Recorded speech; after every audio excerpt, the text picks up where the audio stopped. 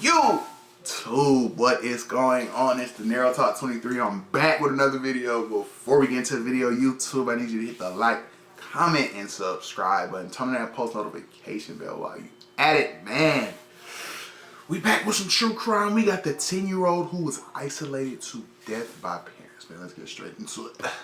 See, I'm not the doctor. It didn't look that bad. They gonna be looking at me like I did this. You know what I mean? And so sometimes I felt like ignorance was the best answer because he was basically just seeking attention at any cost. You know what I mean? Any cost. When law enforcement arrested Al-Mutan McClain for his son Tokata's death, Al-Mutan claimed he couldn't live with this tiny monster. He was a difficult child with really weird behaviors, and he had to be disciplined. That's what he said. But the reality of Tokata Collins' life was nothing like his father had described. Poor Tokata never really had a chance at a normal, happy life. His entire life was ridden with unimaginable pain at the hands of 3 cruel monsters. What detectives uncovered that day is worse than any horror movie. Tokata wasn't just unalived in a day, he was isolated to death. Let's explore the tragic story of Tokata Collins. But before we go on, I must warn you, the following video contains graphic descriptions around a very sensitive subject. It was December 13th, 2019, and paramedics in Dayton, Ohio were called by a father who claimed he'd found his son unresponsive. When they arrived at the address, they found 30-year-old Al-Mutan McClain walking around the house. He was wondering what he should do now that his son had passed away. McClain wasn't crying, and he was pretty sure his son was gone. He just wanted to know what the following steps were. When the dispatcher had instructed him to do CPR on his son earlier on the phone, he complained about how his son always broke the rules. When the dispatcher instructed him to give his son mouth-to-mouth resuscitation, they heard McClain grunting and complaining that Tokata's stomach smelled really bad. This is horrible enough, but wait until you hear why the smell was bad. The paramedics found 10-year-old Tokata lying unresponsive on the floor of his living room. But there was something that his father hadn't mentioned. His entire body was covered in contusions. This is a comeback moment for me because I've just been away from school for so long. It's important to be prepared because you don't want regrets. What's contusions? At this point, a pair of officers had arrived at McClain's house too. One of them stayed on the front porch with McClain, asking him why his son was in that state. McClain didn't even try to cover for himself. He went on and on about how Tokata was a bad, disobedient son, and how he didn't know what to do with him anymore. Just then, the paramedics exited the house to deliver the bad news. There was nothing they could do to save Tokata's life. To this, his dad said, "Alright, I tried to get you guys here as fast as I could." The whole scenario was disturbing enough to have McClain arrested that night. Meanwhile, Tokata's body was transported to the nearest hospital for an examination. The coroner found things so devastating they can't be described here. There were marks all over, some of them new, some of them months and even years old. Tokata's death was concluded as blunt force trauma combined with compressive asphyxia and water submersion. The manner of death? Homicide. Dang. Before being taken to the station for interrogation, McClain told the officers he lived alone with his son. 3 minutes later, his girlfriend came home. Did he honestly not think that would happen? 30-year-old Amanda Hintz marched in together with her younger sister, Jennifer Ebert, and a 3-year-old boy. It turns out that all these people lived with McClain and Tokata. As all of the adults were taken to the station for questioning, detectives obtained a search permit and went through their house. What they found was as horrific as Tokata's coroner's report. While the ground floor was furnished and had running water, the attic told a different story. When the detectives entered the attic through a small door, they were hit by a pungent smell.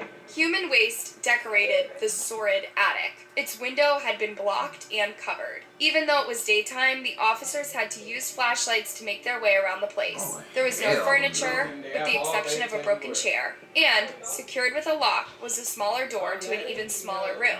When the detectives broke their way in, they found an even more terrifying sight. An old lawn chair and a tarp covered in red marks. There was even a camera fixed opposite the so-called bed. McClain had just disconnected it before calling 911 that day. But as the detectives presumed, it was used to spy on Tokata 24/7. Tokata was not treated like a son. He was a prisoner in that house. There were no pictures of him downstairs, no toys or school books for kids his age. And even more horrific details would turn up in the 3 adults' interrogations. Like, why, bro? Like, folks like that, bro, like, you don't need nothing but the death penalty. Like, what's going on, bro? Al-Matan McClain had his run-ins with the law before, but for charges far less serious than this. In fact, he even seemed confused about the meaning of his current charge. Homicide, that's like premeditated. Homicide's kind of a catch-all for somebody that died more than likely not of natural causes.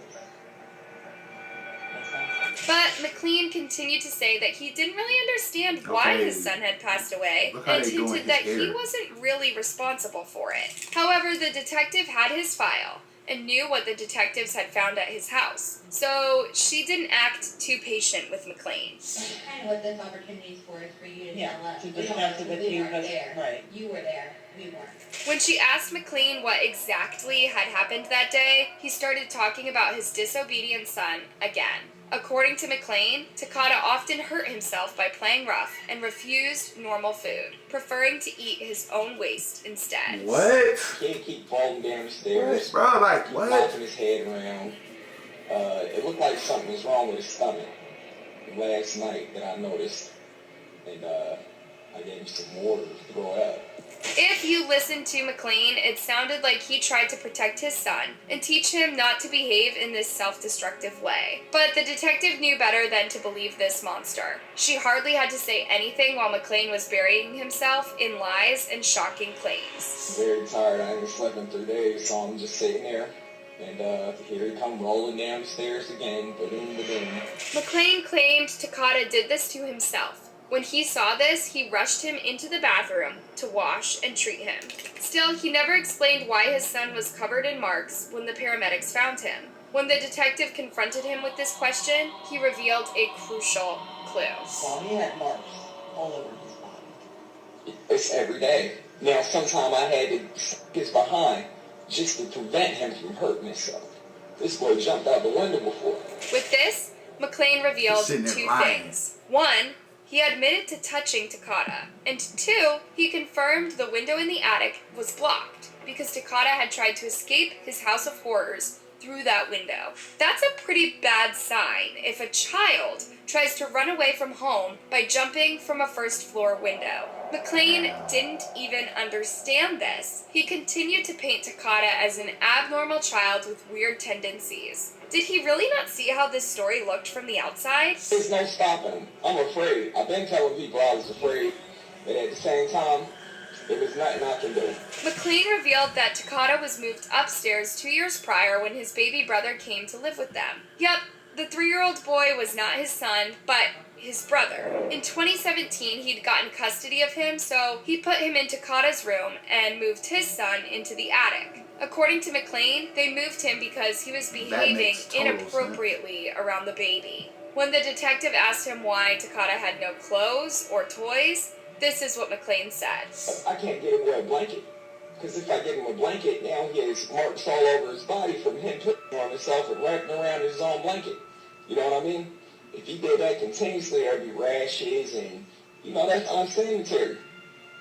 Flat out. And there ain't no way to keep a child like that. Says the man who kept his son locked in an attic full of waste. Perhaps the most disturbing thing of all, McClain continued to confess to some of the most horrendous crimes unprompted by the detective. He didn't realize he was confessing. He thought he was blaming his son for his death. So that's the kind of stuff he was into.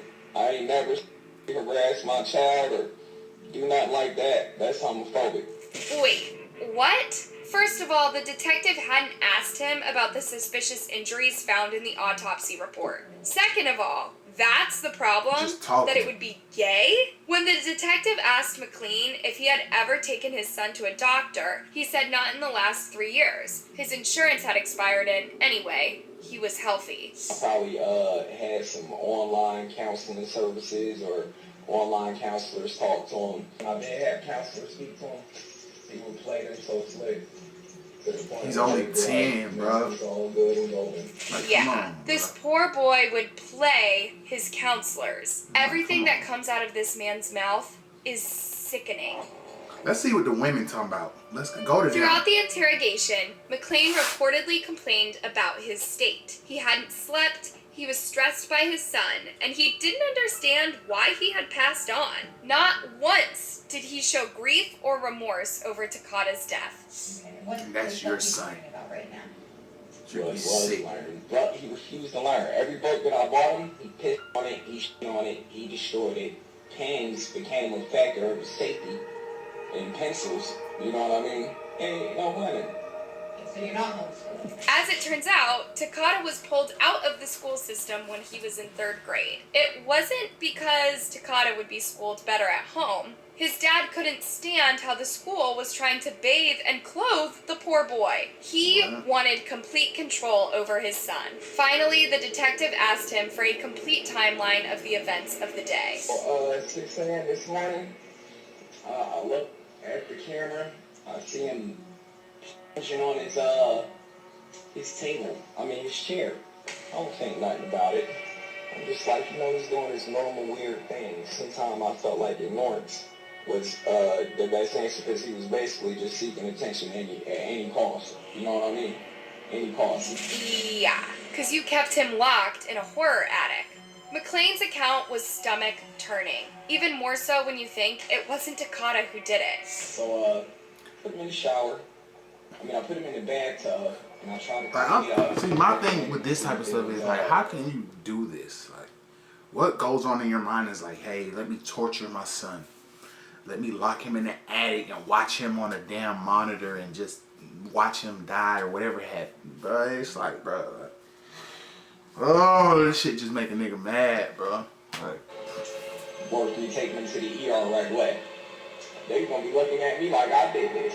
You know what I mean? Yeesh. Still, that was McClain's only problem, that he might get arrested, and he was innocent. The problem was, he'd forgotten that his girlfriend and her sister were being interrogated too, and they had a different side of the story to tell. According to McClain's girlfriend, Amanda, McClain had always been extremely controlling of Takata. He required daily updates from his school teachers. If the report said anything but amazing, Takata would be subjected to unimaginable things at home. The school sent child protection services to his home several times. When they started taking care of Takata, giving him baths and fresh clothes, his father pulled him out. And when CPS arrived at their home, Takata was instructed to stay behind the locked door and make no sound. When the CPS agents requested to speak to Takata, he was shy, quiet, and gave perfect answers. He had no complaints about his dad. In fact, he was scared for his life. Takata would only come out of the attic to use the bathroom or to eat. But that was just when McClain allowed him to. Sometimes they just didn't. And the little horror bed in the back was also for special occasions. Most of the time, Takata lived in complete darkness in that filthy attic. McClain didn't allow his son any clothes, and yet if he came out of the attic to use the bathroom, McClain would accuse him of flashing in front of his baby nephew. McClain was increasingly monstrous with his son. He would push him into a horrible situation and then punish him for trying to survive. It went like this for years, and the two women in that house stood and watched. No, literally. In the evening, they would all take a seat on the couch and watch Takata on the spy cam in his attic room. Amanda's sister Jennifer said that she once heard Takata crying from another room. He said, "No more." Both Jennifer and Amanda testified to seeing McClain on the spy camera doing atrocious things. Jennifer also gave a clear and chilling account of what happened on that fateful day. On the morning of December 13th, Jennifer called for Takata to come downstairs and use the restroom. He exited the attic, but almost stumbled down the stairs. He had not held on to the walls. When his dad saw this, he put him in the back. Then he ordered him back upstairs. Once upstairs, he instructed Takata to put away his folding chair. Takata wasn't fast enough, so McClain inflicted unimaginable pain on poor Takata. He then came back downstairs and casually watched TV with the two women. Every now and then, he would yell slurs at his son, and then he had another idea. According to Jennifer, he'd been doing this to Takata on a daily basis over the last week of his life. He called it Parenting. Then he took him into the bathroom and did things I cannot even begin to describe here. Takada's experience was absolutely sickening until his very last day. For poor Takada, death was mercy. It was also the end of the three monsters' freedom. All-Mutone, Amanda, and Jennifer were arrested and charged with murder. McClane was sentenced to life in prison with the possibility of parole after 51 years. You don't need Honestly, no it's shocking there's possibility even a of possibility for parole. However, it's unlikely someone with his record will make it past the age of 80 in prison. Amanda Hintz was sentenced to 22 to 27 years as she pleaded guilty to involuntary manslaughter and several counts of child endangerment. Jennifer Ebert was also sentenced to 8 years in prison for the same charges. She was in the same house as McClane, and yet she never phoned the police or CPS or even tried to save Takada in any way. Takada's story is one of the most tragic cases ever covered here. It is heart-wrenching to even think someone endured this kind of pain. Especially the one that just sat there and watched the shit. He was an innocent boy who stood no chance at happiness. I ain't even trying to rant Hey, right thanks now, for watching. It's hard to even ask you guys to leave a comment. Just leave the comments on my video, matter of fact. Let's talk about it down in the comments. What do you think makes people do this type of stuff to their own kids? Like, bro, come on, bro. Like, they didn't ask to be here. Man, it's just sad, sad world. But YouTube, man, you rocking with the channel? Leave me a like, comment, subscribe. Catch me on the next one.